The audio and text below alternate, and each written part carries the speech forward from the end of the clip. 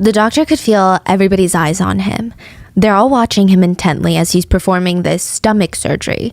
And it's not going well. I mean, the patient had been complaining of stomach pains, but it was not as easy of a fix as he thought it would be. The stakes were really high on this one. So not only is he risking the patient's life if he doesn't get this right, but he's risking his wife's life. This is his wife on the table, and he's cutting her open to find out the problem. She would be dead by the next morning. And this man starts spiraling. He felt like he needs to save his wife. That's his whole job. That's why he operated on her. I mean, she couldn't be dead. There's just no way. He keeps having these visions that she's alive again. It is a sign, a message from God that he needs to bring her back now. So he goes out, has his wife dug up from the grave, brings his wife to bed, and he believed wholeheartedly that their love could bring her back. He started making love to her skull. Eventually, due to the decomposition, he would have to cremate his wife, but he kept a few of her bones. He kept a few of her organs that he continued to love in hopes that she would be revived. He would keep her kidney, her uterus, a couple of her bones in a jar full of olive oil that he kept in his trophy shed. The trophy shed consisted of dozens of teeth, private parts of both men and women, and later it would contain an arm, a fully amputated arm. This man was never certified as a doctor or a surgeon. He was a mad wannabe doctor running his own cult in the wilderness where he performed random operations on all of his followers. He believed in polygamy, amputations, torture, punishment, and that the apocalypse was. As always, full show notes are available at rottenmangopodcast.com. There is an incredible book on this case, which I'm going to link. It's called Savage Messiah. I couldn't find an ebook of this anywhere, literally anywhere. Kindle, Nook. I found it on Amazon. They have hardcover and paperback, and it's like $100 per book. It was kind of insane, but I will tell you, this is probably one of the most traumatic reads that I've had this year. It's called Savage Messiah. It's written by two journalists. Viewer discretion is advised for this book and also this episode. It's just a lot. This case gets very graphic very quickly. There are graphic details of amputations, at-home surgeries, torture, humiliation, necrophilia, essay. Literally think of everything horrible that one human can do to another, and it's in this case. So if you're not in a great headspace, I think it would be best for us to see each other again in a later episode. So go take care of yourself, take a bath, relax. I will see you on Sunday. And also, this might not be the episode to have on in the background if you're eating. So with that being said, let's get into it. Almost a dozen kids were brought in by authorities to be placed into foster care homes. They're placed into different foster care homes, and they had all been malnourished, abused, clearly, and living in the woods. Like, some of these kids had lived in the woods their whole lives, in unsanitary conditions, detached from society, technology, everything. They all had the same dad and different moms. CPS knew. They're like, we're going to have to work very closely with the foster care parents to make sure that the children are adjusting well to normal life. But I don't think anybody really understood how hard that adjustment period was going to be. Immediately upon taking in the kids, CPS starts noting very strange behavior. During the first meal that they had, the kids ate completely with their hands. Soups, mashed potatoes, everything, but not in the way that you would imagine. It's not like they were taught to use their hands to eat certain foods, but like they have never used or seen a utensil before. And the way that they're shoving food into their mouth, it came from a very primitive hunger.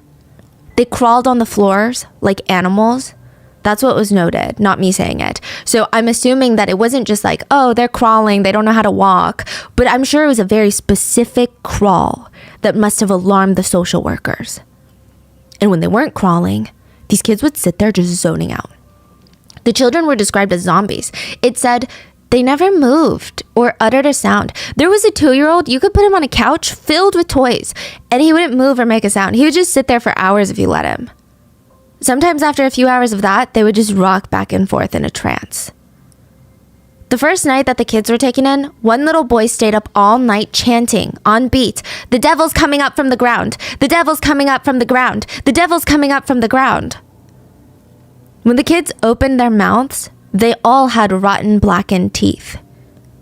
And once they finally did start talking and getting comfortable around the social workers, they start telling them of all the things that they had lived through. How dad would make all of them, including their moms, lay on the floor, and he would urinate on their faces. Sometimes he would defecate on them and make them be human toilet paper rolls, have them clean him with their mouths afterwards. He would force them to consume each other's feces. Dad would force them to all gather in the cabin unclothed and do adult activities and take turns with him. These are all his wives and their children, his own flesh and blood, by the way. Many of the kids were either full siblings or half siblings because of this. But they were having full-blown illegal parties with everybody involved. The social workers, they brought in a few dolls to ask the children, okay, like, can you set up the scene and show us exactly what happened? One of the kids looked around and said, well, there's not enough dolls. There is one report that stated a kid was forced to take turns with their dad and their mom. The kids talked in great detail, and the way that they told social workers everything, it was as if they're explaining, like, yeah, well, that's life. Every kid goes through that. Everyone does that. It's part of growing up. The kids described how dad would take all of his wives to bed and force them to compete for his attention. He would pit them against each other, make them massage him while they cheered him on while he slept with a different wife, all in front of their eyes. It was incredibly graphic. And again, the kids had no idea it was wrong. One of the kids said she was tasked with raising the family goat. She said that she really bonded with this goat and that it was her only friend in life, really. And then one day, her father called everyone out to the shed. He was unclothed. He raised her goat in the air, disemboweled it, and showered in the goat's blood. It was one of the worst cases the social workers had ever heard in history. One social worker, Georgia Brown, who tried her best with this case, who was part of the investigation into the children and helped them kind of adjust into the foster care system, she ended up taking her own life later, largely because of the horrors that she saw in this case. So what did she see? Some say mind control can be broken down into like 3 distinct phases, right? The first phase is convincing. Then there's hierarchy and competition. Then there's full indoctrination of new beliefs. To make it simpler, phase 1 is like the game of convincing. These people are very busy convincing the subject that they don't know what's right for them, but you do. You're the only answer. You know how to help them. You can give them purpose. You're convincing them that you have special abilities and that you are special, and if they follow you, they will in turn be special.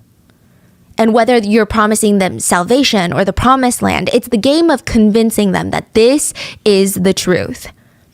Then phase 2 is the game of hierarchy and competition to make these people feel accepted, but not really. Make them feel jealous, inadequate, have them fight for your love and attention. And it makes them not only feel closer to you and your beliefs, but it makes them feel like you are someone worth winning over.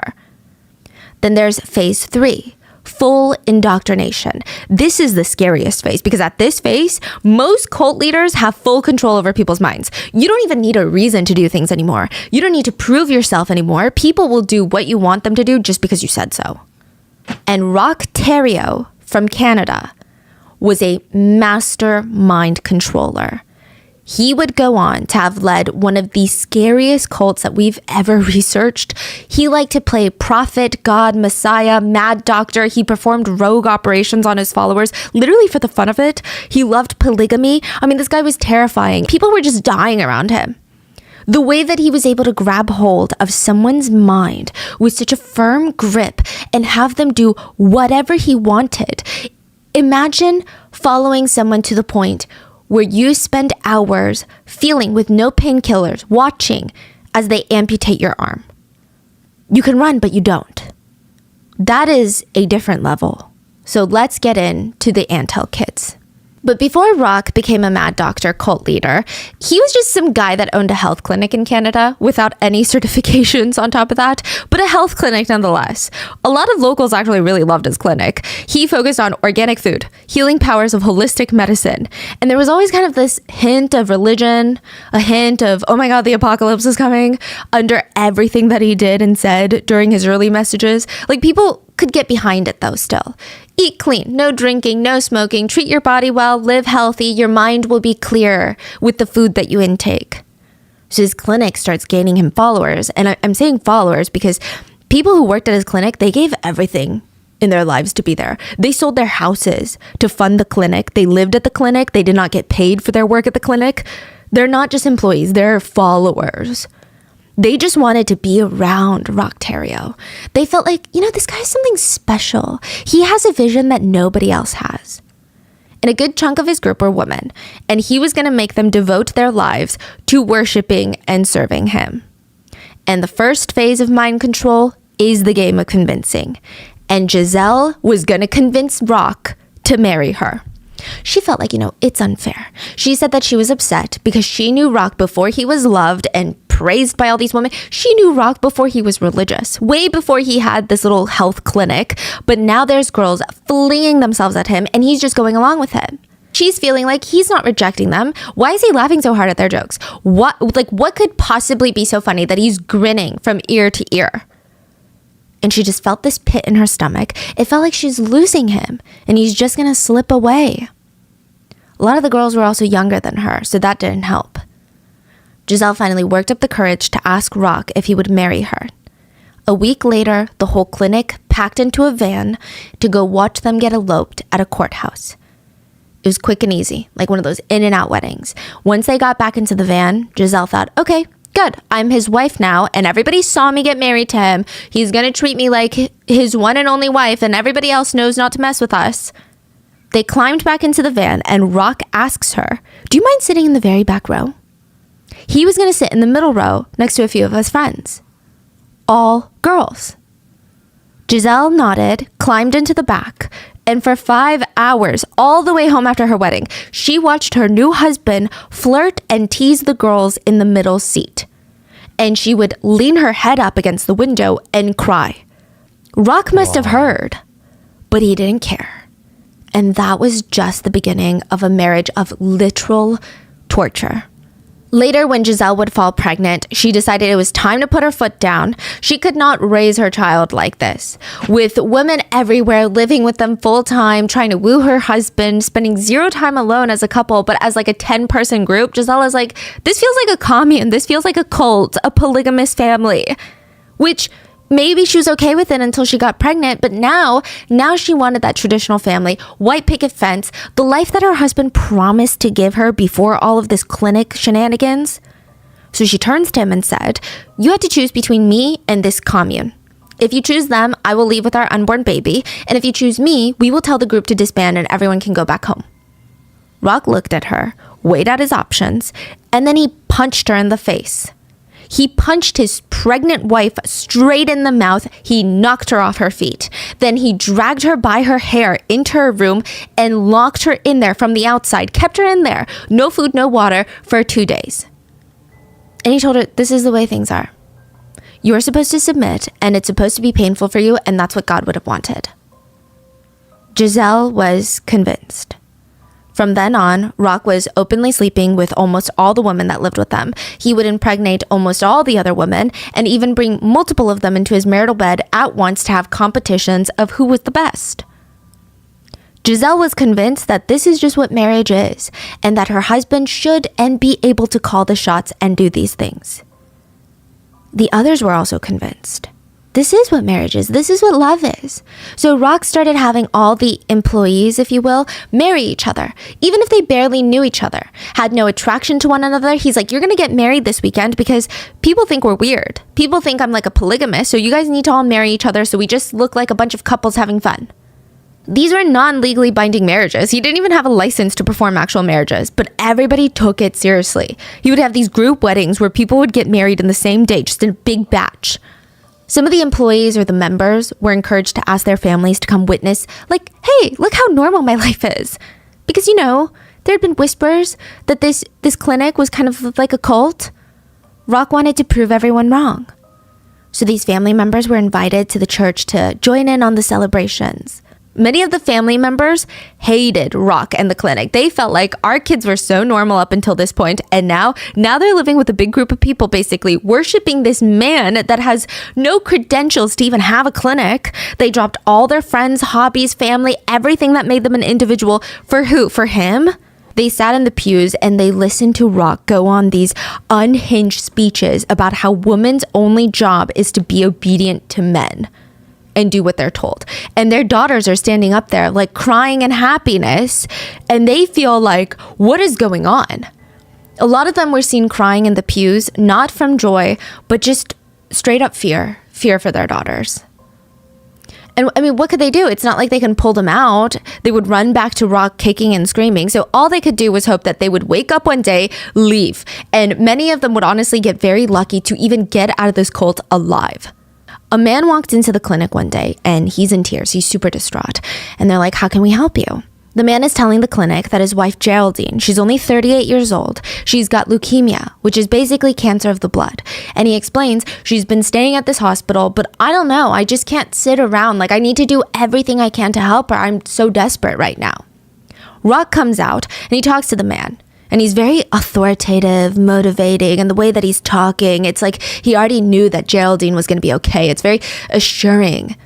So compared to the doctors who keep telling him, well, we can't make any promises. We're doing our best. We're trying to see how she responds to treatment. Rock's confidence was comforting. Rock offered, why don't I go to the hospital? Let me go see Geraldine, see if there's any way I can help. When he walks into that hospital room, he immediately wrinkles his nose in just disgust, like he smells poo-poo, and he starts raging. He whips around and gets into a screaming match with the doctors, accusing them of just wanting to make money and pumping Geraldine full of He accused every single medical professional in that room, on that floor, of malpractice. So just a reminder, Rock runs a health clinic with 0 certifications or even a degree. But he's throwing out random words that make it sound like he knows what he's talking about. And Geraldine's husband is nodding along with him. Rock turns to him and says, even if it's not our clinic, I advise you to get Geraldine out of here if you want her to live. This hospital is doing more damage to her than good. They do not care about your wife. But I do. The husband is moved. He takes his wife out of the hospital, gets her off all the medication prescribed by her doctors, and pays the Healthy Living Clinic to take her in. From this day forward, Rock says, nobody is allowed to visit Geraldine other than her husband. Got it? Everyone's like, yes, understood. And he's like, not her parents, not her family, and definitely none of those malpractice scam doctors. Rock immediately put Geraldine, a leukemia patient, on a 0 medication, 0 procedure, 0 medical treatment plan. He said that she didn't need any of that, really. She just needed him and organic food and grape juice. That was his treatment plan. Organic food and grape juice.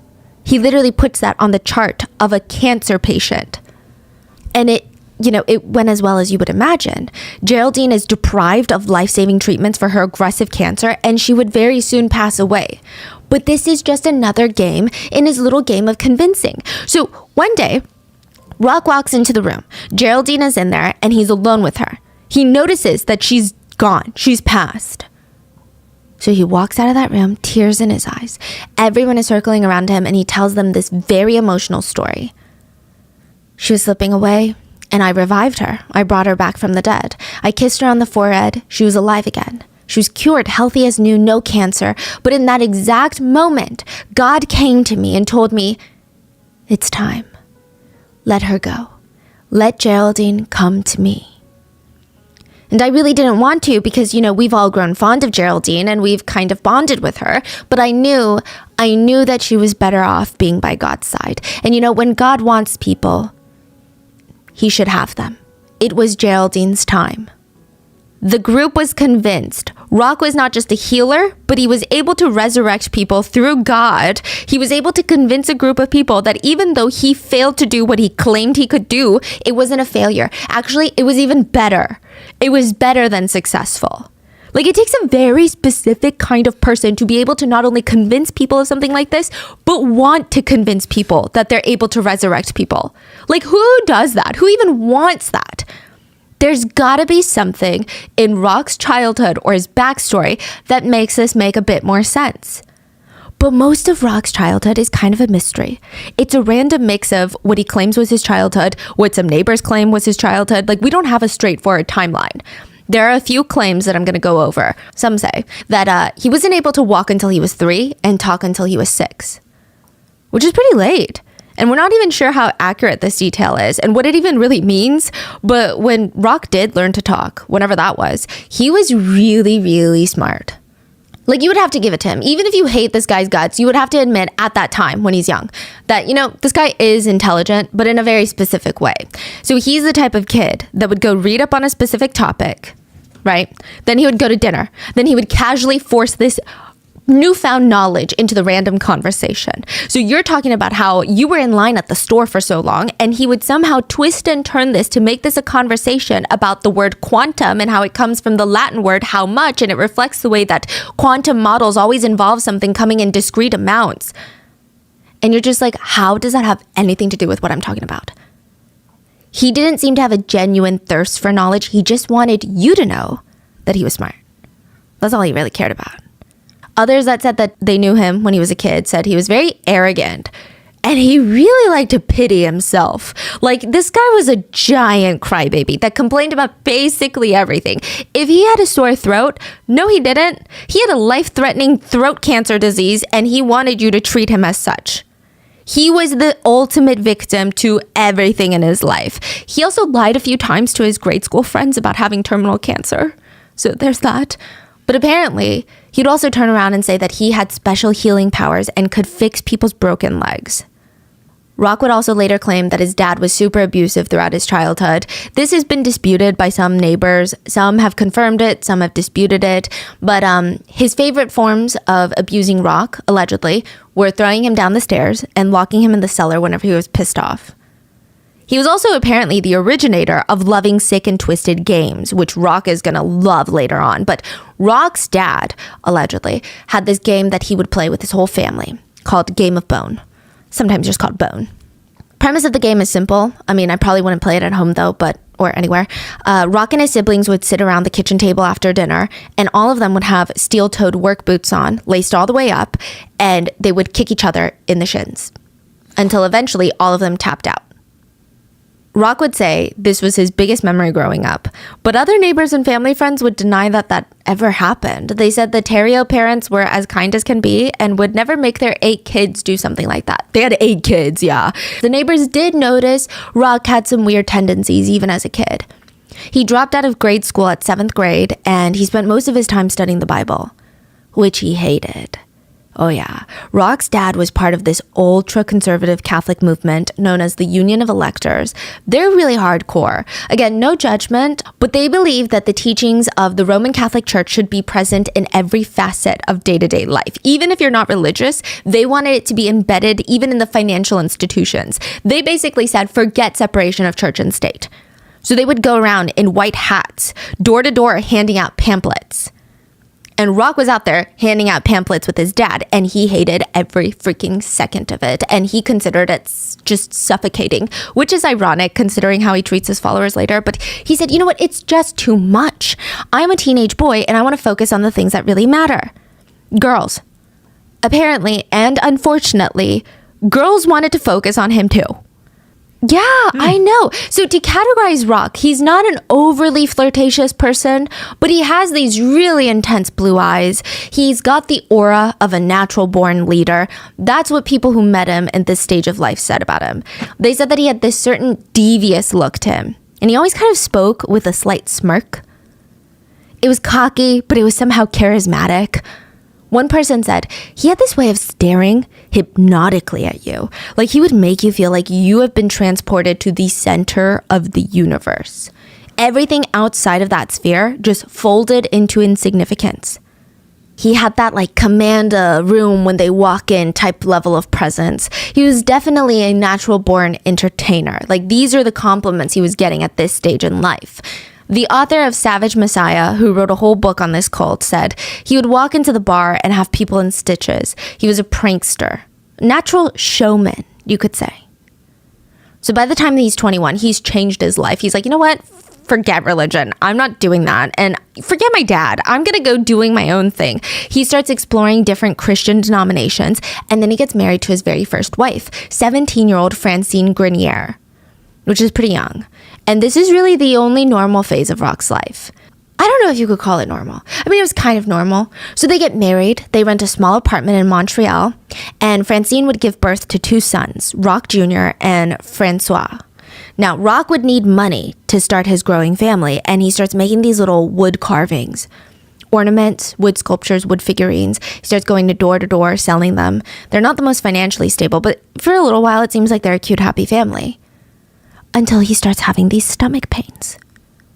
And he's like, oh my God, my stomach hurts. First it was a bellyache, then it was excruciating pain.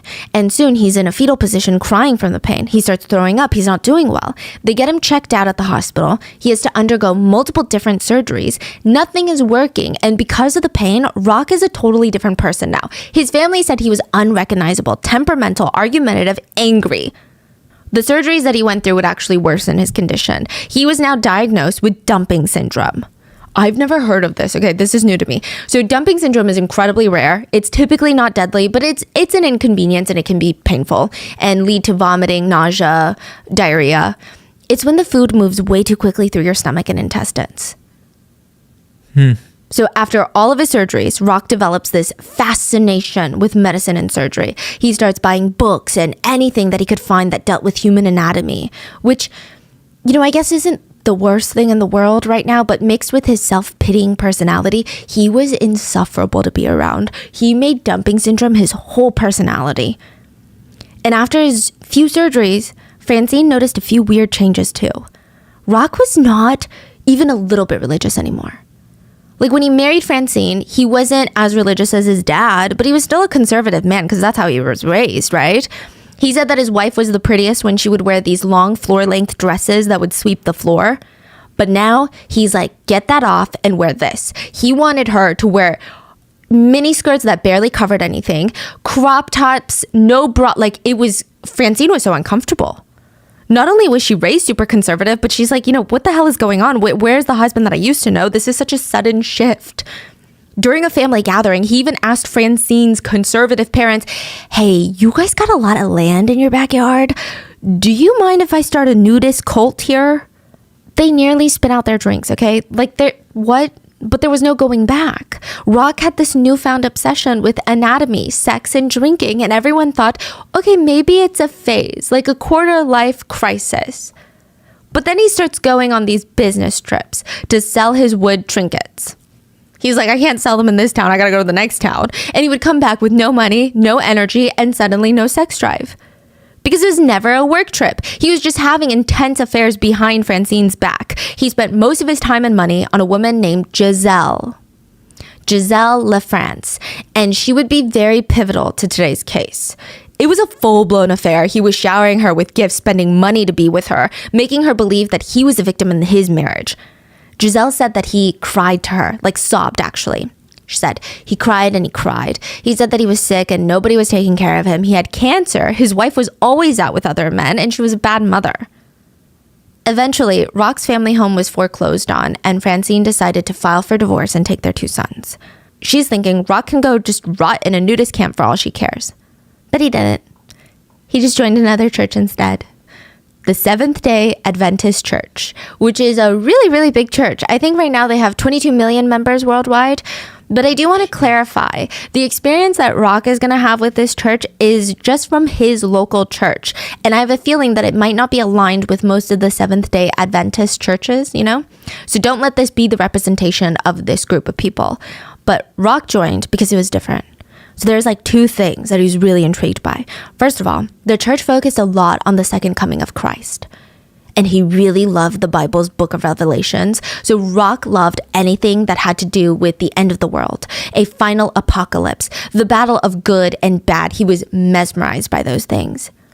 The other aspect was he really liked that SDA heavily emphasized vegetarianism and having a holistic lifestyle. So no smoking, no drinking, limiting processed foods. Rock was in deep. He starts bringing Giselle to these gatherings, forcing her to change her lifestyle out of nowhere. So they quit smoking, quit drinking, eating meat, and all the members of that specific church are so impressed by him.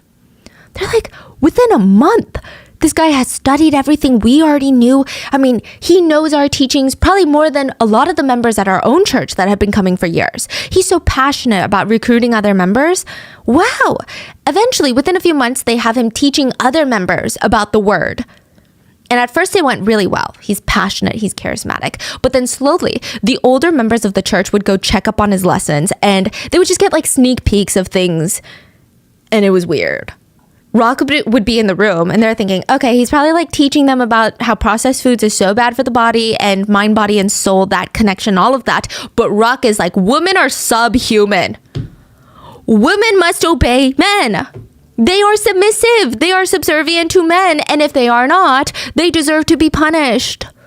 Polygamy, also great. The local church that he was attending was ministered, so the head person in charge basically was a woman who did not appreciate his teachings.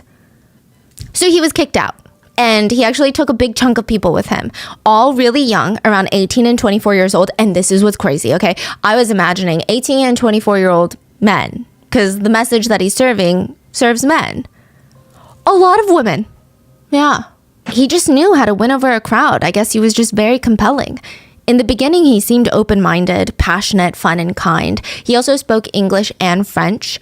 Most of his followers only knew French, but he knew both. And that just added another layer of like, wow, this guy is really special. He's really smart.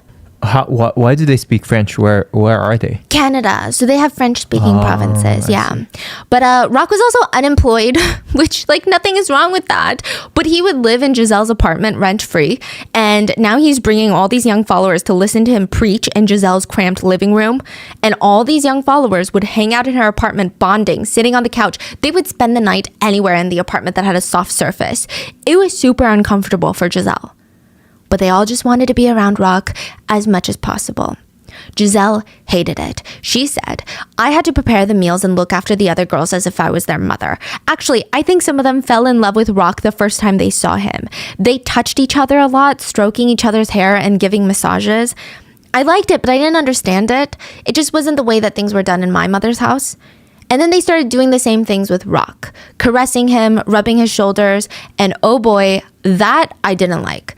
I didn't agree with it at all. I was getting jealous, but I felt sure that he would never sleep with another woman.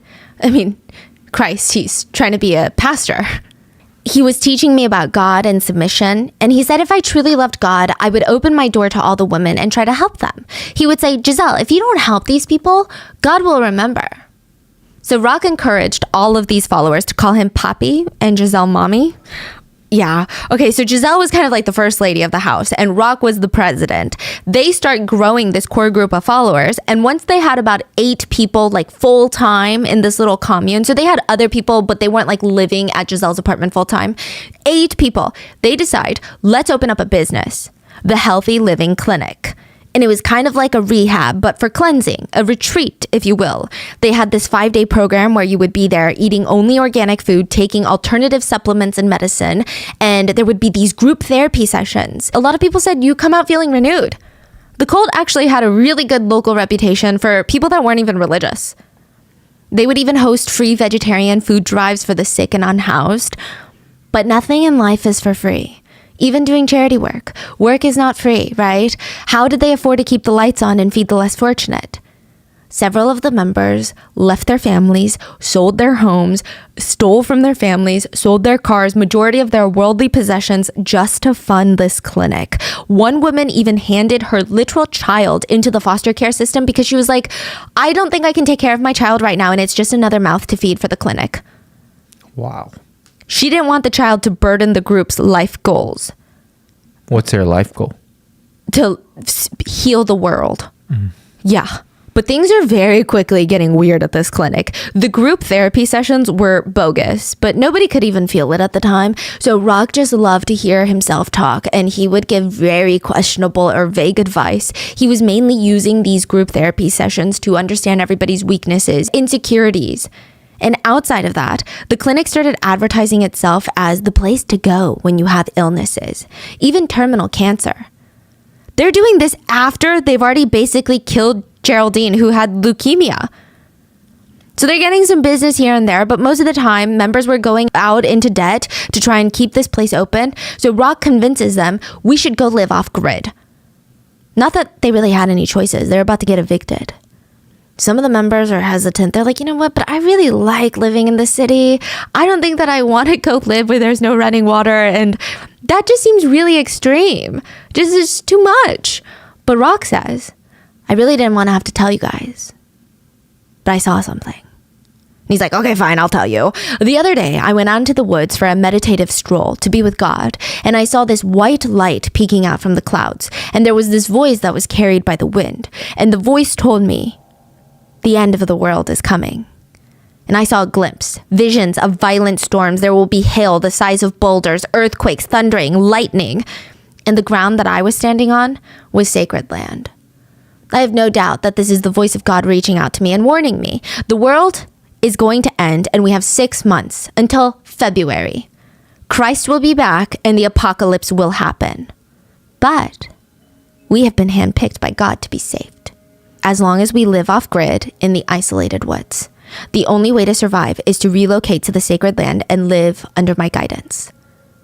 3 days after Rock's little vision, the group started exploring the base of a mountain that they would call the Eternal Mountain. This is not the real name of the mountain, but this is just what they call it because I guess it sounds biblical.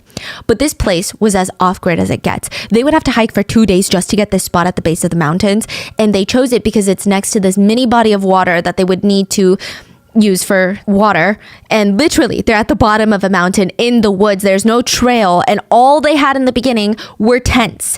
It took them a full week to transport all their belongings and all their tools from the base of the mountain to where they needed to be. From there, the commune started building these very basic, very primitive cabins, unhygienic conditions. Like, it's just intense. It's just a logwood cabin. They worked 17 hours a day just to get these cabins up. They didn't even bring much food or water because they were so isolated. They were barely getting any sleep. And of course, Rock is contributing zero, nothing to the work. The only thing that he's doing is inconveniencing his followers by making them hike 2 days into the town to grab him junk food. Do we know how many people were there? And at this point, there was probably like 20. Oh, At the wow. height, there was like 40. Wow. Yeah. And are they mostly women or? I would say in the beginning it was more half, and then slowly it becomes more women, and then slowly it becomes majority children. Wow. Because they just keep reproducing so quickly. Now, his whole clinic, his whole belief system in the beginning was based off healthy living and no processed foods, but that went out the window. Somehow he convinced them that he would need to eat Doritos and fried chicken for the love of God. Literally for the love of God. And this man's love for junk food was unparalleled. I mean, they really did not have a lot of money. The whole reason that they're moving into the mountains is not for the second coming, let's be real. It's because Rock knows that they're out of money and they need to live off the land somehow. But the man loves his Lucky Charms, his Cheetos. He tells Gabrielle, this is one of the girls in the group, that's going to be very important. She was a nurse before this. Gabrielle, go sleep with the local supermarket owners so that we can get free junk food. He's basically trafficking her for a bag of chips and a few beers. If any of the members complained or took too long of a break, he would confiscate their food and water for the rest of the day. And Claude, one of the male members, said, we were always hungry, always hoping that we'd get a fair share for supper, so we tried not to disobey him. Food was constantly on our minds. And this is part of the game of convincing. First, you convince them of this special mission that you have, this crazy vision, and then you deprive them of basic human rights. And when you're deprived of food, water, shelter, these things, you can't even logically think about, wait a minute, I don't think the second coming is coming. Instead, you're thinking, when's my next meal? But even Rock was in a bad mood, okay? He wanted that cabin fast, and so he was just coming down on these people. If they were not working as hard as he thought they should, he would say, why would you need to eat if you're not working that hard? He also had this genius idea. This is a guy who owns a health clinic. This is a guy that's going to play mad doctor in a second. He had this genius idea of feeding everybody salt. The idea being if they have a lot of salt in their system, they won't sweat as much, and he doesn't like when they sweat, which this is false, okay? You actually sweat more when you consume a lot of salt. Never mind the fact that you're further dehydrating the members because they had water and food rations at this point, and you're feeding them straight up tablespoons of salt. You could literally kill someone from salt poisoning. Yeah, and it takes more water to process salt. Yeah. So this is, health clinic owner. And just the sight of this, I'm sure, is so ridiculous. So while the other members are sweating, bleeding from their hands, sweat drenching their clothes in the hot sun, Rock is sitting on a chair off to the side, eating chips and cotton candy while going on these random rants about how the outside world, their family members, they are all sinners that don't want them to survive the second coming, and they're trying to oppress us, and hard labor and me is going to set you free. Sometimes after a really, really long day of work, he would make everybody squat on the dirt floor and listen to his nonsensical sermons. He was increasing his drinking more and more now that they were isolated. So his sermons, they didn't even make sense at this point. Back at Giselle's apartment, at least they made sense. And now they don't. It's just rambles of a madman. If anyone even looked tired or their eyes got a little bit droopy, Rock would whip out a 4-inch thick wooden club, raise it above their head, and slam it down. And there would just be like this loud crack echoing through the woods. But the members were convinced that he was doing this for their own good. So just like that, the cabins are built, and it was just a big open room. It's like a very primitive cabin. They had curtains hanging from the ceiling to divide the giant room into smaller sections. The cult members, they start wearing homemade matching uniforms. Dark green ankle-length tunics for the women, beige tunics for the men. None of them were allowed underwear. And the whole purpose of the uniforms, Rock said, was to show equality within the group. But Rock is going to wear something different, okay? So Rock is like, I'm going to wear a dark brown tunic made of nicer material that has gold embroidery on it. And he convinces the group to start calling him Moses instead of Rock. But we're just going to keep calling him Rock. He's convinced the group that he can resurrect people, God gives him visions, and that the apocalypse is coming, and the only salvation for them is to follow his lead. And so now we enter into phase 2 of the mind control, the hierarchy. There are 2 main aspects to this phase. He is to further his narrative of Armageddon, the end of the world, the apocalypse, the second coming, you get it. This is going to isolate his group from the outside world even more, make them fearful and anxious, more devoted to him because he is safety and security. And then within his own little system, he has to create rankings for everyone because he has to be at the top. So if everybody's equal, they could have equal conversations of, wait a minute, guys, some of the stuff he's saying isn't really making sense. But if they're constantly in a state of trying to up and get ahead of each other in the hierarchy, they're going to be jealous of each other. They want to fight for his attention and praise. It gives them a mission to do better within the group, to rank higher, and he starts doing that. He starts giving everyone new names, biblical names, which is interesting because Rock at this point had basically abandoned the Bible. Like he's picking and choosing which parts serve his message the best and disregarding everything else as basically fake news. But he gives them new names and starts assigning them literal ranks. So for a while, Giselle had, because this is his wife, she had de facto highest ranking compared to all the other women. But that would not last very long. October of that year, so T-minus 5 months before the end of the world, Giselle was 6 months pregnant and tasked with guiding the other women to enlightenment. A lot of the women said, even though we're technically married to some of the other men in the commune, I know that that's what Rock felt was best for us. I just feel lonely.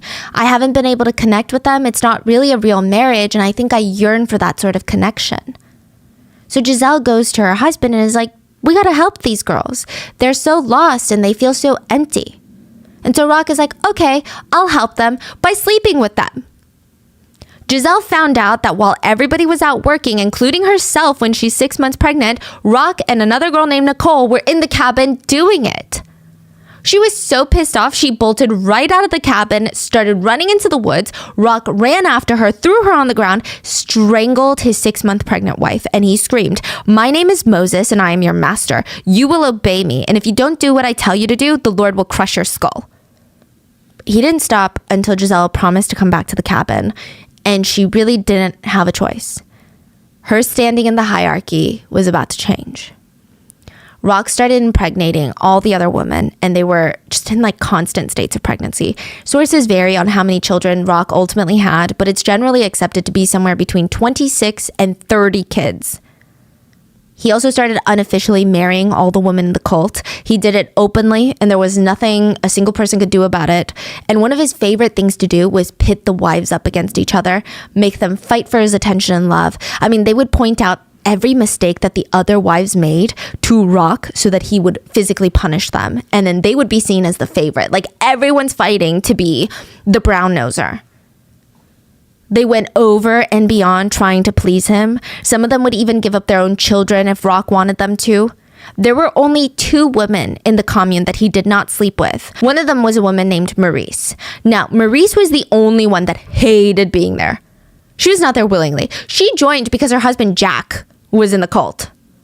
So she's like, okay, my husband and my kids are here, so what am I supposed to do? And she was constantly begging him, like, can you take us back to civilization? Like, we can't live in a cabin in the woods with our kids in these unsanitary conditions. She didn't even particularly find Rock's message compelling, kind of thought that he was a creep. She would naturally become the lowest rank in the hierarchy for the sole reason that she saw through Rock's bullshit. And she was the scapegoat for Rock. Something goes wrong? Well, of course it's Maurice's fault.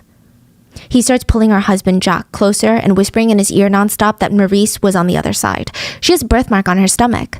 Rock was convinced that the birthmark resembled the number 666, the devil's number. For that reason, Rock told Jack that he had to move Maurice away to her own little dingy shack away from the group. She can take care of her 2 kids over there that aren't fathered by him because Rock only likes kids that are his. And she's influenced by the devil. He also forbid the 2 from sleeping together, and he would actually egg on Jack to beat his own wife, and he would say things like, you don't know how to treat a woman like your wife. And the whole thing was really bizarre. Members said that Jack would beat his wife Maurice and then constantly glance over at Rock for an approving nod or a smile. And then one day, Maurice waddled into the kitchen. So she's heavily pregnant with Jack's baby. She got pregnant before Rock forbid them from being intimate anymore. So she's like 6-7 months pregnant. And she sits down, eats her small stack of pancakes on the plate. Barely enough food for one person. Definitely not enough food for 2 people. She gets up, grabs a few spare pancakes left on the counter. They're like tiny little pancakes. They're not even yummy. She's starving. And while she's eating, Rock walks up to her, punches her on the side so hard he broke 2 of her ribs while she's pregnant. Maurice falls to the ground in pain, and Rock just stands over her, soaking in her agony. He never said that she could have more food, so she deserved the punishment. This point, Maurice had enough. She starts begging her husband Jack, like, we gotta go. We cannot be here. I can't do this anymore. Jack goes and tells Rock what his wife is thinking, and Rock is like, oh, perfect. I have been itching to teach somebody a lesson. Bring your wife to me immediately. He gets the couple in front of each other and hands Jack an axe. It's only fair, since she's your wife, that you are the one tasked with disciplining her. Jack is like, I don't think I follow what you're saying. Cut off her toe. Jack immediately turns pale, ghostly white. He starts shaking his head, backing up from the axe, but Rock walks up straight into his face and smiles, and he's amused. He's like having fun with this. He says, what are you? Insert homophobic slur. Don't you have balls? If you want to be a man, you got to teach your women a lesson. Jack starts crying, and Rock tells him, well, if you don't cut off 1 of her 10 toes, I'll just chop off all 10 of her toes. Is that what you want? Jack felt like he had no other choice. Maurice knew that she couldn't outrun them. She's heavily pregnant. They're in the middle of the woods, and she had seen what happens to members when they're attempting to run and get caught.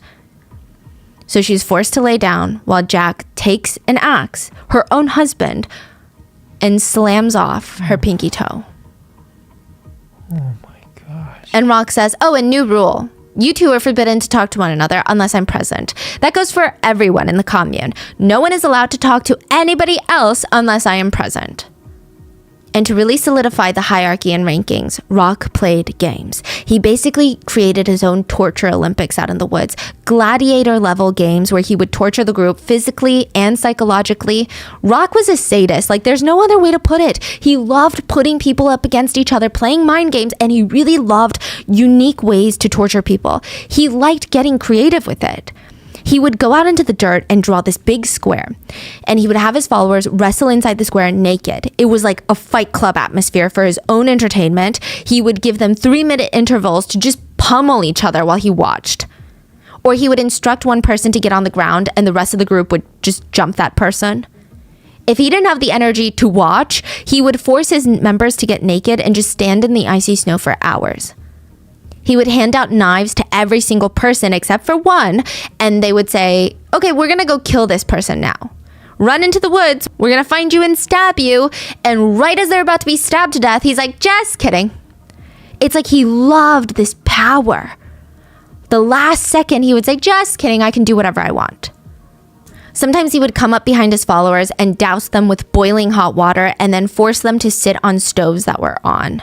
He also really enjoyed humiliation. He would have all of his members lay down on the floor and he would urinate and defecate on them, force them to eat each other's feces and dead mice, force each other to be human toilet paper rolls.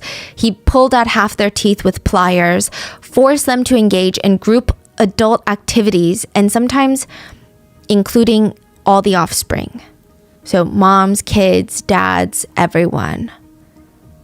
It's claimed that he made one of the members engage in bestiality at one point, which is the act of explicit activities with animals. They were told to smear each other with other excrements. And if you're like, how? Why? Like, how are they okay with this? Rock convinced them that he didn't want to do any of these things. He didn't want to make them do any of these things. By nature, he hated violence. It was against who he was. But he was a messenger, a vessel for God, and God was very mad at them. After these crazy torture sessions, he would run outside the cabin, fall to his knees dramatically, and he would cry, God, please stop using me as a vessel. And the group felt so bad for him. They felt like, we have to endure this level of torture because when the world finally ends, we will have proven ourselves to God and we'll be God's chosen ones. And technically, he's just whipping the sins out of us. To them, torture was purification. This was not abuse. This was cleansing. To show you how intensely they believed in this, one of the followers wrote a letter to Rock after a particularly brutal night, and she was brutalized as well. She wrote, Good day, Moses, my master. I would have liked to have talked to you yesterday evening, but I think it's preferable to write these things down rather than say them, for fear of talking too much.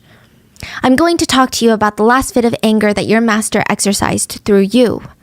I really believe that it did not come from you, but from someone much higher. For my part, I really believe that you were possessed by a very powerful spirit. That's what I saw in what you did. The throwing of the knife, shooting us, the harm done to mommy. My eyes saw things that went beyond them. I am very well and very happy to belong to the real master, who himself belongs to the only master of life, God. Love, Solange. Solange is reassuring Rock that they all knew that he didn't want to abuse them, that it was God's doing through his body. He was just a vessel, he was a messenger. And he hated it. That, to him, was his own torture. Everyone was walking on eggshells around Rock. They didn't know what was going to set him off, what he was okay with. To give you an example of how terrified they were, they would write letters to Rock and they called him Papi, and they would apologize literally for eating too much, being hungry, not being pretty enough, not being skinny, talking too much, literally everything. One letter reads, Hello, Papi. I'm writing to you about what you said on the subject of nutrition. It is very true that I nibble, a damnable fault that I will never again repeat. I ask that you forgive me. If it is stealing, I did not realize. It is my fault that causes my plumpness. I do not want to be a fat and plump servant that is too ugly next to the man that you are. I will not repeat these actions. I wish to be a true servant to you, master, alert, vigorous, and with a clear and lively spirit, and, well, balances to serve you every moment of my life. Thank you, Papi. I love you. Another reads, Adored Papi and well-loved master, I am happy about the lovely family that you have formed and have allowed me to join. I am Slime. I am less than nothing, and I beg your pardon for the errors of my flesh. I love you, Papi, and I will love you eternally. Another one would read, Dear Papi, I feel happiness belonging to you. I thank the Eternal for giving you the breath of life. You never make mistakes. If you were not here, where would I be? I laugh because I love you. I cry because I love you. All my joy is to be forever close to you and give you what you desire. Another, My master, my king, you are the most handsome, the greatest, the best loved of the kings of my heart. And these were written to Rock after he murdered a child. The newest person to join the cult after they moved into the mountains was a man named Guy Veer. Now, Guy had a history of depression and mental health problems, and he sought out the group. So he had seen Rock on TV. Yeah, because they're doing like TV interviews. We're going to get into that. He saw Rock on TV talking about his prophecies, and Guy was like, I love this message. So he trekked through the woods to find this cult. And he was like, hey, can I join you guys? And Rock is very intrigued by this guy who just like came out from the woods. How did you find us? Wait, what? This is weird, right? He starts taking him through all these random tests to see if he's worthy of being allowed in. He passes, but Rock is not satisfied. He makes it very clear to the group that Guy is not their equal. He is allowed to join the group, but he will live in the storage shed. He will not be allowed to celebrate with us. He will only get one meal a day. He will also be the new designated babysitter of the animals. That's what he called them. So remember how I said that Rock had a lot of kids with a lot of different women in the cult? Mm-hmm. Well, there were a few kids that people had brought into the cult that were either like Maurice and Jack had a few kids, and then some of the moms had brought in kids that weren't Rock's. Mm-hmm. And he called them the animals. Wow. He literally hated them. He would beat up them whenever he was bored. He told everyone that they were nothing but a waste of space, extra mouths to feed, so they had to be useful somehow. And they were controlled by the devil, so he had to beat the devil out of them. So he says, Guy, you're going to go watch over them. Not because I think you're a good babysitter, but because you're not. That's the whole point. That was his whole point. He's like, Guy seems unhinged mentally, so you get to go watch the kids. He chose the person that would do the worst job at watching, quote, the animals. So March 23rd, a month after the Great Disappointment. Yeah, March 23rd. Did you get that? The world did not end. The world did not end in February. But Rock was like, you know what? You know why the world didn't end? It's not because I'm not the Messiah. It's because God's time system and the Earth's time system aren't the same. So I got to spend the next few months working out these time calculations. But you're still going to die unless you follow me. So I'm just saying. Rock was excited, March 23rd, and the whole cabin was going to be decorated. They were going to have this huge celebration because do you remember Rock's two kids with Francine when his life was kind of normal, right? Mm-hmm. Rock Jr. Yeah, Rock Jr. and Francois. They've now gotten older. They're 8 and 10 years old. They were both going to come and live with Rock. So they had little stints where they would come and live with Rock for a little while and then they would go back. At one point, Rock had basically kidnapped them to live in the commune. And when they were sent back to Francine each time, she noticed that they were just uncontrollable. Like they were malnourished, they were showing crazy signs of abuse and they were acting out. And so Francine is like, I can't do it anymore, go back to your dad. So they're going to officially come live with Rock for good. Yeah. And he loves it. And he's so excited. He got them special tunics to wear because this is his full flesh and blood. I guess his first two sons, they're like his heirs. And yeah, it's going to be a whole thing. In the hierarchy, his sons, these particular sons, are above all others. I think it probably has to do with the fact that their mother was not in the commune. Because if one kid in the commune is favored over the other, then the mom would kind of get de facto higher hierarchy, I'm assuming. So I guess this was a way to like show everyone in the commune, see, you guys are losers. Look at my kids.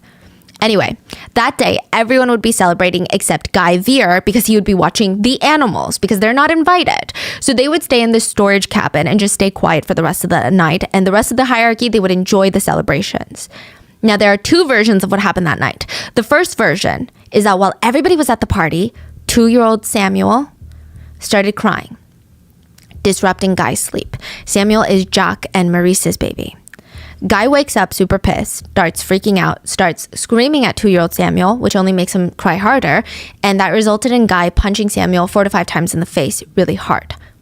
The first version claims Rock and the others found out about Samuel's injuries the next day and just wondered why Samuel suddenly couldn't swallow food, why he couldn't sit up like he normally did, And they said that Samuel's head just kept lolling back and forth on his neck, and his private parts were swelling up.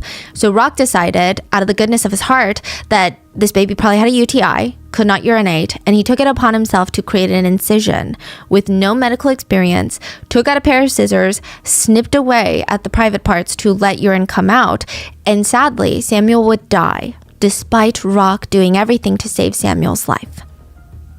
Then there's version 2, the much more likely version of events. It was told by Giselle, and the version is in the book Savage Messiah. Now, Giselle said, yes, Samuel's face was beaten and bruised the next morning, but other than that, he was fine. But out of nowhere, Rock announced that Samuel needed to be circumcised. So he grabbed a cotton swab, poured rubbing alcohol on it, and pressed it into Samuel's mouth like a sedative. Then he went to perform the operation. Samuel did not receive any painkillers.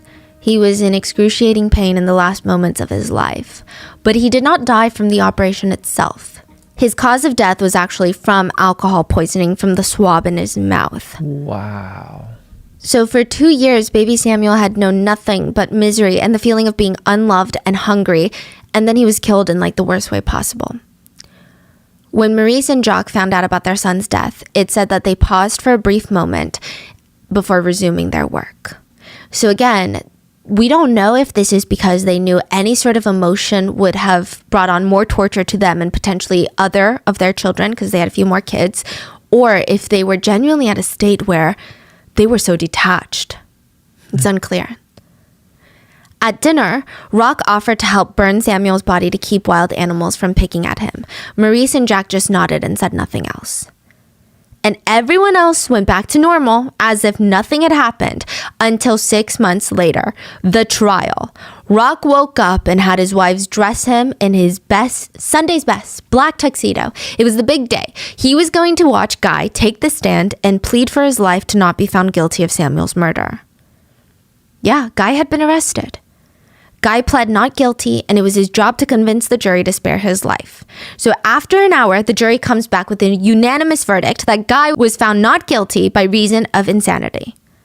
What? Rock stood up in shock, and he was pissed. Rock was like, how can you not see how guilty this guy is of killing Samuel? And he pointed at the jury, which were his children. And then he pointed at the prosecutor, Giselle. And then the coroner, Gabrielle. This guy is having mock trial. And he screamed, not good enough. He must be castrated. The jury went back to vote on the punishment of castration. They came back 7-3 in favor of castration. All the people that just voted for not guilty by reason of insanity, now with Rock's urging, they were out for blood, literally. So Rock turned around, and it said that he was able to turn on his charm and sympathy like that. He walks over to Guy and he tells him so nicely, remember all the headaches that you were complaining about? The guy's like, yeah. Well, that's from your excessive love and passion for self-fulfillment, if you will. It's also why you're having respiratory issues. They're all connected. Rock was encouraging him to get castrated, almost building this new vision for Guy. He's saying, right now, you're the bottom of the barrel. You are basically a slave in the hierarchy. But if you're castrated, you would still be kind of a slave, but more of like a eunuch. And that's better than being a slave. Marginally better, right? So eunuchs typically are castrated servants, and they are a bit more trusted by rulers to not have strong private interest. Basically, you have no family. You probably won't be king because everyone knows that you're a eunuch. You don't have romantic ties typically, so how can you betray the king? That's a very casual gist of it, but Rock is like, think about it. You could be a eunuch and it's going to be better for you. Guy is hesitant, but Rock takes that as a yes. He hands him a piece of paper to write, I consent to being castrated, and has him sign it. Yeah, okay. Guy signs it, and Rock has him lay down on the kitchen table. Gabrielle, get the tools. The tools are an elastic band, a razor blade, a magnifying glass, and a pair of tweezers along with rubbing alcohol. Rock ties up Guy's parts with elastic and just slices everything off. And it's not even a clean slice, it's like a back and forth slice. Wraps it in a Kleenex and walks off. Guy is in so much pain. He was forced to do salt water compresses every 20 minutes to make sure it didn't get infected. And he never complained about another headache ever again. He survived. Yeah. Wow. So at this point, Geraldine, the patient with leukemia, had died. Another member who had MS also ended up dying. This was earlier on. And now Samuel is dead, baby Samuel. And Guy has been castrated. Like, there's a lot going on in this group. And you would think that if this is how they're living out in the woods, it would be in their best interest to just keep quiet and not make any noise, right? But Rock was interviewed by Radio Canada one day. And this is around the time of the Jonestown massacre. So a lot of people are on edge about cults and how deadly they can be. And the minute the police catch wind of this little commune in the mountains, they're watching them like hawks. But there's really nothing they can do about it because technically they're not breaking any laws. So after the radio interview, the police are able to bring in Rock and one of his followers, Claude, for psychological evaluations. This interview was enough proof for the police to be like, we don't know if this person is unhinged. So by law, we can have them evaluated. The psychologist said Rock has mystical delusions that could point to schizophrenia, but he is not a current danger to society or himself. So legally, they cannot keep him involuntarily. It is not a crime to have mystical delusions. So the police are just forced to let him run back into the woods, like the little freaking menace that he is. There were other small reports made to the police about the group. Rock would fail to pay businesses for goods and services. Some of the group's family members called the police to request wellness checks, but the police couldn't really do much. Like, they needed a very strong reason to raid the place. And they got it when Rock went on another radio show. So, like, think of a cult leader just, like, doing pod interviews nonstop. Like, what? And in the interview, he's going on and on about his prophecies and how the world is ending. And the police are like, okay, now we can raid Eternal Mountain. He's talking about the world ending. He's not even just talking about how they're living off grid. 10 police officers and a helicopter barge into Eternal Mountain. And this part is really sad. Parents of some of the cult members were flown in via police helicopters to convince their children to leave the cult, to come back home. But they were met with a cold shoulder. One of the moms of one of the members was actually sprayed with bear spray, which is worse than pepper spray. Wow. Yeah, like they had been brainwashed to the point of genuinely hating their own families. The place was raided. Rock was arrested for obstruction of justice. He went through another psych evaluation where doctors had mixed diagnoses of his mental health. One doctor said, yeah, this guy has schizophrenia for sure. And then another doctor was like, this man is a nice person and society is so judgmental. The whole time during that psych eval, Rock was turning on his charm, telling the doctor, I'm actually a savior. Not in like the prophecy messiah kind of way, that's silly, but in the sense that these are all kids that were getting into and going off in the deep end and I saved them. I put them on the right track, teaching them hard work, hard labor, how to eat well, how to take care of their bodies. We're just a group of lost souls that found each other and we're making a home together. The doctor went as far to describe Rock as a Renaissance man, saying that he was bright, inquisitive, and had a sensitive nature. So basically, Rock got off with the slap on the wrist because of this doctor's findings, and the media starts running with it. They start calling Rock the mysterious gentle mountain man. Okay, so I think also there's like a trend in media, and at that point in time, there was a trend of like, we shouldn't discriminate people because we don't believe in the same things that they believe in, which is, I don't think it's a trend. I think that's a really good value, right? But they were like kind of going off the deep end on it. They were like, the man is being discriminated against because he doesn't fit into societal norms. He and his group just want to be one with nature. And technically, aren't we all brainwashed to a degree? Aren't we all living in this disgusting, brainwashed, capitalistic world where everything is about mass production and technology, and they are so misunderstood? It's crazy. But around this time, the Eternal Mountain, or they called them on the media, the Holy Mountain family, became a bit of a tourist attraction. People liked their quaint log cabins and medieval looking tunics. So every single day, about 75 to 100 tourists would try to hike into the mountains to find them and just watch them from afar. What? Like they were circus animals. Oh my God. Yeah. But that's not to say that everybody just loved the cult and couldn't get enough. There were a lot of skeptics, including one journalist by the name of Debbie Villica. She said that she trekked through the woods to try and get an interview with the commune. And when she got closer, they started shooting at her in the woods. So she was like, stop shooting. She finally emerges from the thick woods and she sees all of Rock's wives just super pissed off at her. And this is fascinating because most sources describe Rock's wives as being very weak and timid, mild-mannered. And while I can agree with their assessment, it's fascinating how much they're willing to do for Rock. So when the reporters get there, they see them as a threat to Rock. So they become really nasty, angry, just mean. And they keep yelling at her like Rock is going to be upset.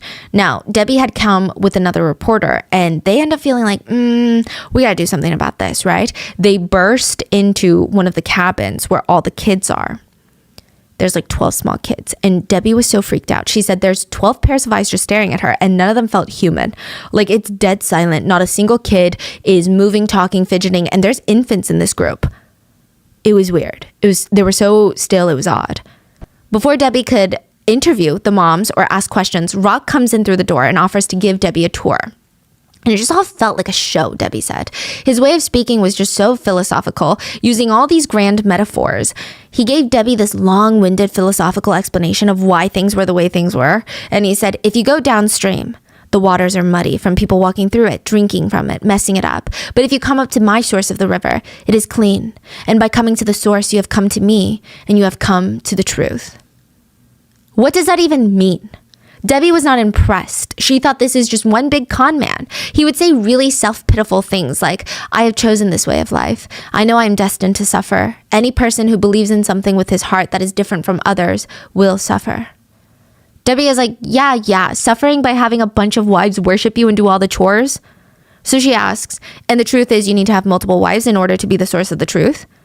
These are not conventional marriages. The women love me and I them. And the babies, they are a result of our strong love for one another. During interviews, Rock would do this thing where he would sit on one of those rocking chairs and he would have one of his 1 bajillion kids hop onto his lap and say, I love children. He would say this, which that's alarming when people say, I love children. I'm like, no, you don't. Or you do for a weird reason. Because it's just like a very odd thing to state. Like, I love children. Sir, you're in a cult. That's what we're investigating you for. He talked about how his wives are such a big part of his life, and all of this is a mutually agreed upon decision between all of them. And he said, in fact, as we speak, there are 3 more babies on the way, and we plan to deliver them through natural birth on our land. I love my current 7 wives, and they love me. It is natural. Babies come. There was also an 8-year-old that lived on the commune, and she was not, I believe she was Maurice's daughter, right? So she's 8, she's not Rock's daughter, and Rock briefly talked about how he was going to marry her eventually. And the journalist asked, like, at what age? And he just smiled. And a lot of the interviews, not just with Debbie, but later with other reporters too, most of them were done in English. None of Rock's wives knew English. They had no clue what was being said about them, and the whole vibe was just very unsettling. Debbie did not believe a single word that he said. There was not much anyone could do about it until Guy escaped. Guy is the one that was castrated, that was involved in Samuel's death. He escaped. Even after his castration, when he was promised that he would be treated better as a eunuch, he wasn't. He was regularly jumped by the group and like doing all this dirty work. So he runs out. He tells the police that there's a dead baby in the commune, and he didn't describe in detail the truth. He said that the baby was kicked by a horse and died because I guess he was scared that he was going to get arrested. Now, it was enough for the police to raid the whole place. Rock and 6 other members were arrested. Most of the children were placed in temporary protective custody, but the group was calm. They showed the authorities the paper that Guy signed consenting to castration, and they all had the same story. Samuel was assaulted by Guy, and that's how he died. They even told the cops about the mock trial, and that's, why he was castrated. It's honestly unhinged that they were talking about it so casually. The authorities would later say, it is unnerving how everyone in the cult seemed so uncaring. Like no one was shaken up, remorseful, embarrassed, or even upset by what they were talking about. Gabrielle would later say, at the time we were no longer human beings. We could not even think properly because what you go through is fear. Second after second, minute after minute, hour after hour, for years, you stop becoming human. Do we know how long they're in the woods for? Yeah, for years. Yeah. Some of them, each member leaves at different points, but it's complicated because they're going to get arrested and then they're going to go back into a different set of woods. Wow. But some of them would be in the woods for like a decade. Living like this for like a decade, yeah. So they were tried in the real court system, not a mock trial, and 7 members of the cult were found guilty for the death of 2-year-old Samuel. They were found guilty of a lot of other charges as well: obstruction of justice for burning Samuel's body, child neglect for the children at the commune, bodily harm with the intent to mutilate Guy, and for the next few years, Rock would be imprisoned. Their cabin in the woods would be destroyed. They would all be evicted, and everyone thought, okay, this is it. This is the end. Horrible, but this is the end. But no, the commune stuck by Rock's side. They rented out apartments near the prison, and they would visit him as often as they could. Giselle took on the role of de facto leader, head. She worked on keeping everyone in town, everyone in the apartment, maintaining their support and morale for Rock.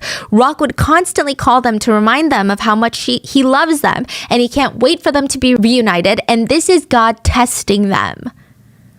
See, that's a trend with all these religious cults. Arrest is a test.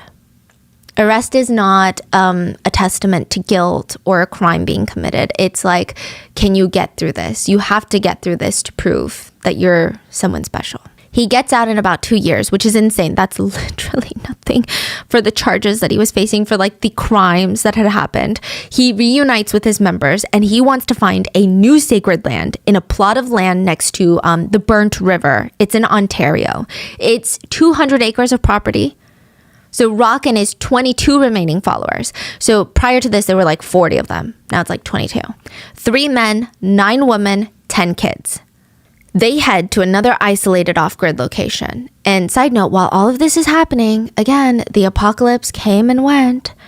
And like these people are still at this point so indoctrinated to the point where they don't see the truth. Now we enter into phase 3. This is when they get to their new isolated home. This is the point of no return. This is the scariest phase. This is when it's just full indoctrination and Rock can do whatever he wants, whenever he wants, with no reasoning. He starts his game of punishments. This is when he doesn't need to justify anything. He doesn't even have to act remorseful afterwards. He stops all of that. What he really wants to do now is play doctor. So side note, the cult name, the Anthill Kids, actually comes about around this time that they moved to the Burnt River. They were busy building another cabin structure out in the woods, and Rock is sitting there eating junk food, and all the members, including women and children, are scrambling to make these cabins, and he thought it was so funny. He thought it was really hilarious. He said they all looked like worker ants putting together a colony, like scrambling around. So he dubbed them the Anthill Kids. The group built the cabin, made their own wooden tables, bed frames, chairs. I mean, this commune was definitely a bit more elevated. They had a cellar under the cabin where they stored vegetables. They grew corn and potatoes. They had a wood stove and oil lamps around the cabin. They designed jackets with large interior pockets so that they could go into the town of Somerville and steal whatever they wanted, including meat and processed foods. Again, things that they started hating in the beginning of the cult. Nobody in Somerville knew who these people were and what they did in their past commune, and Rock decided that they would open up their own little bakery to make money.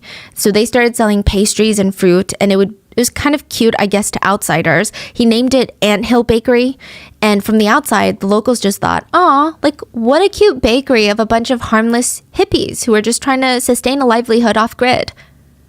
So now, with the new cabins built, a new business that can at least feed them, Rock is getting bored. He brings back Torture Olympics full force. He's constantly beating the kids. He would single out random kids, usually the ones that he didn't father, and sometimes even his own kids. For whatever reason, he would just hate one of them randomly and say, "This one is marked by the devil." It got so bad on a cold morning, January 26th. It was about 14 degrees outside. Gabrielle, who was a nurse prior to all of this, she had a 5-month-old son with Rock. Rock hated him, called him an evil child, the mark of the devil. He would constantly beat him, saying he was beating the devil out of him. So Gabrielle, to spare him from a life of torture and pain, decided to lay him in a wheelbarrow and leave him outside in the freezing cold. He died from the cold. His eyelids were frozen shut. Rock was also essaying the kids. I mean, essay in this cult was rampant. It was really, really bad. I guess Gabrielle genuinely thought that she was saving her kid from a life of torture. Rock was absolutely brutal with the kids. When he was drunk, he would just grab his own babies, hold them over open fire. He wouldn't even be staring at the baby. He would stare at their mothers, his wives' faces. And he thought it was hilarious the way that they would cry and beg him to not hurt their own child, but to hurt each other's child. Really pitting them up against one another. Other times he would pick the kids up, press them up against a tree, nail their clothes to that tree, and tell the other members to pelt them with stones or torture them by stabbing them like next to the tree bark. So they're not getting stabbed, but it's psychologically very damaging. He would even turn the kids against their own mothers. Once he got older, he started forcing the kids to beat their own mothers to show that they had no allegiance to anyone but him. The kids lacked sleep, food, education, sanitation, everything. Their teeth were decaying. Mental health was not a thing. They were not doing well at all. So this is, the kids that he liked. Imagine what he did to the kids he didn't like. So remember Maurice, this is Jack's wife, the one who cut off her pinky toe. She decides, I can't do this anymore. She had been alienated from her own husband for a year now. I think that she realized that he's not coming back to her. So she leaves. Rock only agreed to let her leave without killing her if she left her eldest daughter to marry him. And so she stayed behind to be Rock's next wife, and Maurice fled the cabin. She took 2 of her younger kids with her. She was finally free after 8 years of being there, and she would spend months recovering before finding the courage to go to the police. But by then, it would be too late. Another person would die, and an arm would be amputated. So Rock felt like he's losing control of this group. He starts lashing out even more. He, for whatever reason, woke up one day super angry at Claude, forced him to wear an elastic band around his private parts, like triple tied. Claude was forced to sleep with it on, and because of the severe lack of blood flow, it caused permanent damage to his private parts. By the morning, one of his parts was swollen to the size of an orange. Rock then cut it open, dug his fingers around in there, found the infected orange-sized part of his private parts, and physically removed it, like ripped it out of him. He then cauterized the wound with a hot iron, basically closed the wound shut with a hot iron, and he just felt this thrill, this genuine excitement of surgery. He loved surgery. He then proudly lifted the private part in the air and told his oldest son to go put it in his trophy shed. This is when the 2 oldest sons with Francine decided to leave for good. And now, with his sons leaving, he's even more stressed out, okay? So for whatever reason, not that there ever is a reason to be violent with another person, but at this point, he really doesn't even try justifying his actions. He just wants to hurt more people. He throws a hunting knife at Giselle, his wife. It penetrates her thigh, gives her a gash on her leg that's 3 inches deep. There is blood dripping down her leg, and when he wakes up from his little nap, because right after doing this, he drank his beer and rolled over, fell asleep. When he wakes up, Giselle's leg is completely swollen, and he's so excited because this is another chance to play surgeon. He walks up to her, presses up against her leg, causing the wound to burst open again because it had clotted itself, and he starts pouring cups of hot steaming water into the injury, effectively cooking her flesh.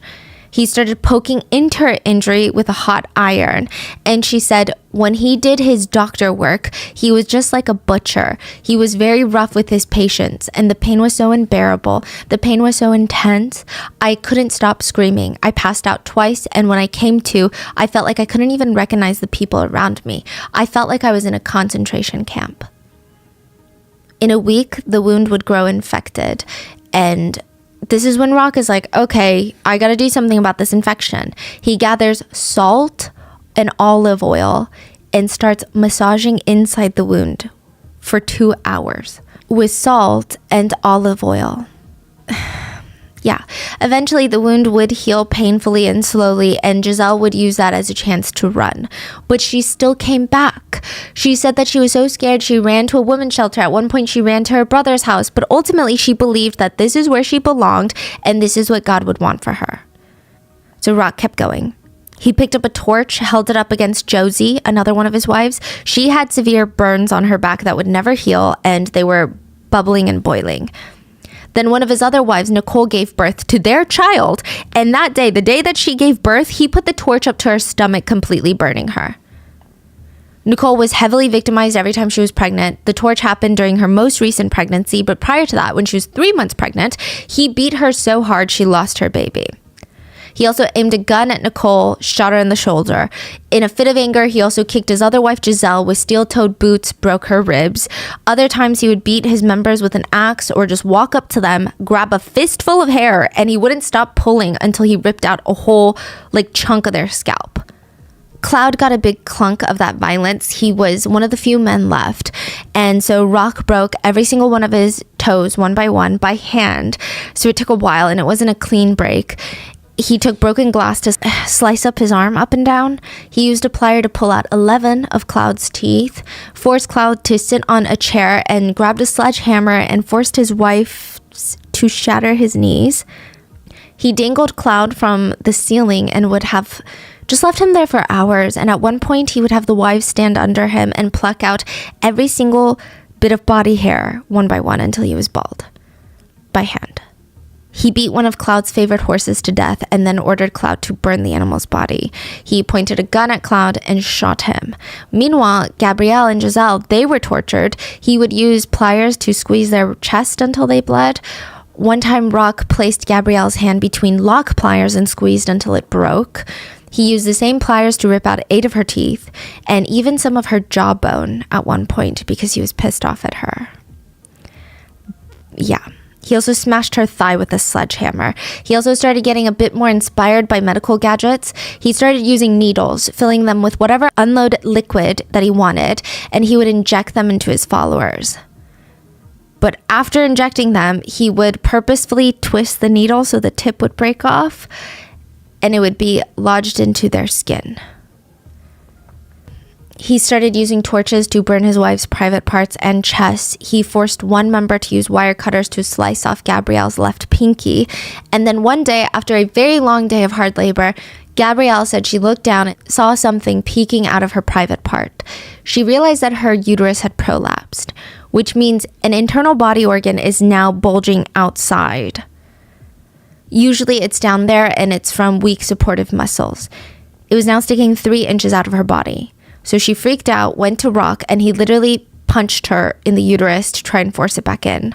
When that didn't work, he used a string to tie it around her uterus to try and pull it out. But when that didn't work, he just stuck a wooden cone up there so it basically would work like a bottle cap and keep everything in. He broke another wife's cheekbone when she was 6 months pregnant. He would punch members in the neck until they passed out. And then one day, 32-year-old Solange, arguably Rock's favorite wife, woke up one day for an ache in her stomach. It could have been a number of things since they were starved and malnourished, but Rock was adamant that it was a liver issue, and the only way to be fixed is if he operated.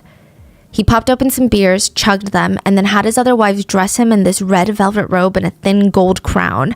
He got everyone to gather around, laid Solange down on the table, started choking her, not for the operation, literally just because he wanted to.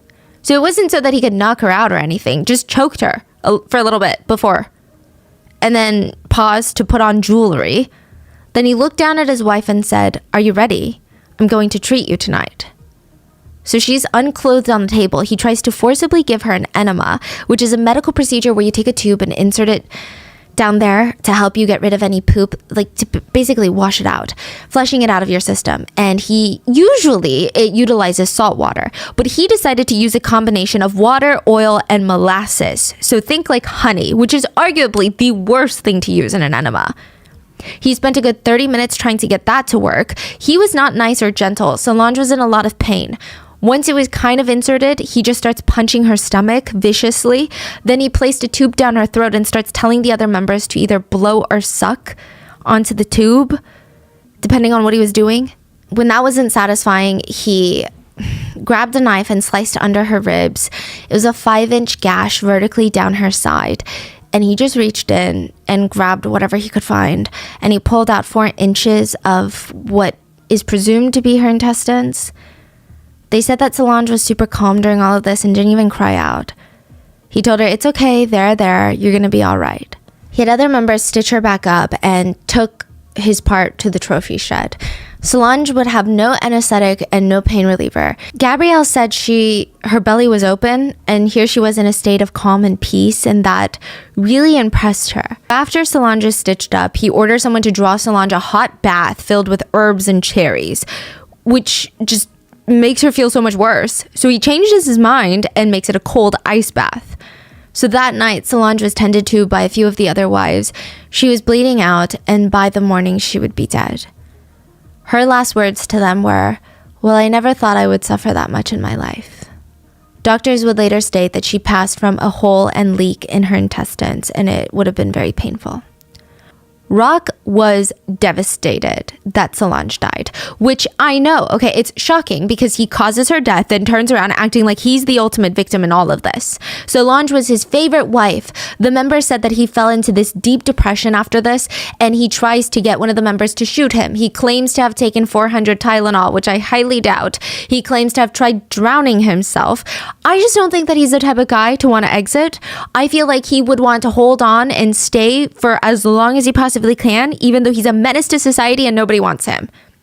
But he said that as he was attempting to drown, God came to him and said, "You were pregnant with Solange." Yeah. Okay, so side note, this is not the first time Rock has said something very bizarre. At one point, he would go on these rants about how eating one's own male offspring is the ultimate religious experience. So Rock told the group that he's having these dreams that Solange is inside of his body and he was going to give her reverse birth, which is when a man's stomach works like a woman's womb, and he is now pregnant with his dead wife Solange. He was going around all day saying, "I'm pregnant, I'm pregnant, I'm pregnant." He had his followers dig up Solange's body and instructed the other wives to cut her up, pour vinegar all over her remains to get rid of any worms. Then he had other members drill a hole into her skull so that he could make love to her brain, and believed that his output would be her reincarnation. He even encouraged his other male members, well, just one, to do it because they were castrated. So when that didn't work, Giselle comforted Rock and told him that Solange would want to have been cremated. He starts digging for bones and vital organs that he wants to keep before she's cremated. He kept her rib bone in a leather wrap that he wore around his neck. He kept some other parts in a jar filled with olive oil, and it said that, like her kidney and uterus, and it said that he would make love to that jar consistently. And a lot of followers were starting to kind of wake up to the crazy that was Rock around this point. Gabrielle wanted to leave. She tried a few times, but she told her brother, she was so scared of Rock, but at the same time, she didn't think that she could live without him. One day, Rock got drunk again. And at this point, a lot of the followers, they would run off into the woods every time he got drunk so that they could just hide, because drunk means violence. And many of them fled. Gabrielle got stuck. She didn't flee fast enough, and now she's watching him, hoping that he doesn't pick on her. Well, he did. He remembered that Gabrielle had a stiff pinky, and he tells her, "Come sit on the kitchen table." He pats the table, like, "Put your hand down here, palm face down. It's gonna be okay." She puts her hand down on the table. He stabs a knife into her hand in the middle, so effectively nailing her hand to the kitchen table.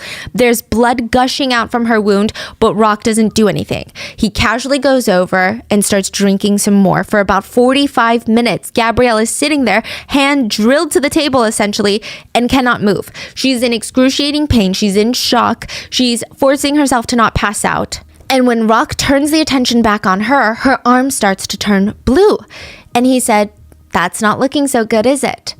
He grabs another knife. This is like a carpet knife. So it's very similar to a box cutter, but with a tilted handle. It's not going to be the sharpest or the most effective knife. He grabs that knife in one hand, another hand to hold down her shoulder. And he starts pressing the carpet knife between her elbow and shoulder, so like middle of her upper arm. And he just starts carving. And it's a good utility knife, but a carpet knife, from what I can tell, is not equipped to handle cutting through tissue and muscle and bone. And that's what he's trying to do. He starts carving through the different layers, and he keeps getting down to her bone, and he keeps trying to cut, but it's not working. And he's getting frustrated. He does this for hours. Gabrielle, mind you, is awake the whole time. She's watching this being done so close to her face. Rock calls one of the other wives to come over, and they start just digging their hands in there trying to pull bone out. And it's still not working. So they undo the hunting knife from her hand, pick her up, lay her down on the floor. They grab a blunt meat cleaver and completely hammers off her bone, amputating her arm for no reason. Gabrielle did not cry. She said she did not even yell. She said she felt no fear watching this happen. It took hours, and she just heard God telling her that God was with her and that God loves her. And this is when she believes reality broke. Because she's thinking, wait, God is with me right now, and God just told me I love you, and people wouldn't do this to people that they love. And God was the only one that made her feel safe and calm in that moment. So afterwards, she had a moment. Yeah, where she was thinking, this man is claiming to be God, but he seems like the devil. And she said, believe me, I was sure that night that I was certain I was going to die. So she left for a women's shelter the next day, but Jack convinced her to come back and that Rock had changed. She went back and they saw that the tissue on her arm was dying because it wasn't being treated. So Rock grabbed a pair of scissors and started cutting out the tainted parts. He also decided to slice off a chunk of her breast and beat her on the head with an axe. He forced her to go out to eat with him that day after doing all of that at a local Chinese restaurant. And the whole purpose was to just humiliate her and force her to show off her arm and scare the waitresses. Gabrielle was beaten, abused, humiliated, and eventually she ran out of the cabin into the woods. She didn't have the energy to go find help because it was very isolated. She just laid in the bushes for 2 days in pain, and the only reason she went back to the cabin was she realized insects had laid eggs in her brain, like her head injury. She walked back to the cabin and Rock was drunk again. He heated up a torch, took a metal plate till it was blazing hot, and pressed it up against Gabrielle's arm, where he amputated her. The worst part was he was so drunk that he kept dropping the heat metal plate, and it just kept dropping all over Gabrielle's body. Finally, Gabrielle was able to escape from the group and made it to a hospital. But she was still protecting Rock. She tried to make up a story about how her arm had been cut off. The hospital did not care. They immediately called the police to investigate, and then she would finally open up to the horrors inside of Anthill. By the time the police get to the cult, the cabin is empty. Everyone had fled. It took 6 weeks to finally locate Rock. He was arrested the same day that Giselle told authorities about Solange's death. Rock and fellow members pled guilty to all charges against them regarding Gabrielle's amputation. Rock went to trial for the second-degree murder of Solange. He pled guilty and received life in prison, but he would be eligible for parole within 6 years. What? Which he would never get. But there was just a lingering question even after all of this that the public wanted to know, which was, did Rock believe what he preached? And did all of his followers believe him, like, wholeheartedly? Was there not even a single moment where they went, maybe this guy is full of shit? We don't really know. What's crazy is Rock wasn't even that powerful of a person outside of his cult. For example, he was visiting Utah one time and he managed to get a $75 ticket in the United States. When he was handed a ticket from the cops, he walked away with a squishing sound coming from him because he had peed himself. He was not powerful or cocky to the outside world, but to his group, he was the all-powerful leader that could do no wrong. As for Rock Terrio, a lot of past members believed that he genuinely was delusional, that he genuinely believed he was some sort of prophet, some sort of gifted surgeon. Even after his arrest, 3 members remained devoted to him. They moved into apartments near the prison and scheduled as many conjugal visits as they could. So they were still sleeping with him while he was in jail. These 3 women would go on to have 4 more children with him while he was in prison. They were all immediately taken by CPS and given up for adoption. And Rock liked being in jail. He told the parole board that he wanted to stay in jail because he was scared for his safety outside. Which again, raging victim complex, okay? Like, he was really busy in jail as well. He tried to write a book, tried to sell artwork to a website called murderauction.com, which is exactly what it sounds like. They auction off art and other works from killers. It's definitely a controversial website. Wow. Canada stopped the release of Rock's work because of the outrage it was causing. So he's busy. His life in prison was honestly okay. A lot of the guards really liked him. Despite being one of Canada's most infamous and despicable criminals, they said that he was charming. And then it's debated whether or not this could have been stopped, whether or not the cult could have been stopped. We don't know, you know? I think that the media at the time was also in a phase where they were praising anything that was different. And yeah, I don't know. It was just strange. People were just not calling it out for what it was. I think people were very careful to be like, we don't really know, so let's let them do what they want. They're not hurting anyone, right? We don't know. February 26, 2011, which is the same month that Rock predicted a second coming like a decade ago, well, many decades ago, that the world was going to end. Well, February 26, 2011, the world did end for Rock Terrio.